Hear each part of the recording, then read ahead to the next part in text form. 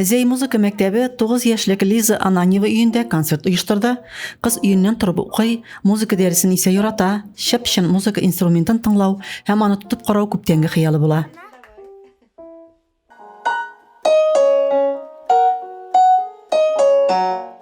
Җитәкчесе белән яхшы аралашам мин, Лиза бик кызыксынучан ди Татьяна Жигалова.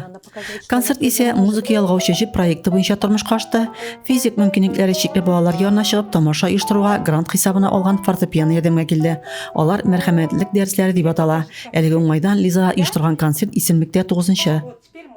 Попросим еще, друзья, товарищи. Просим Лизавету. Бис, Лизавета. Лизага яшәргә табиблар ышаныч белдерми, тик кызның яшәргә омтылышы, дәвалап процедуралары әнисенең кайгыртуы үз эшен эшләми калмый. Киюләрен бик нык әзерләнеп, дулкынланып көтеп алды да Екатерина Ананьева. Лиза кызыксынучан, оптимист рухлы кыз, яшәргә аралашырга теләге көчле, энергиясен безгә дә бирә ди Татьяна Жигалова. Лиза өчен оештырылган концерт музыкаль нотада тәмамланды. Ул аңа алга таба да яңа адымнар ясарга, дөньяны танырга ярдәм итәчәк.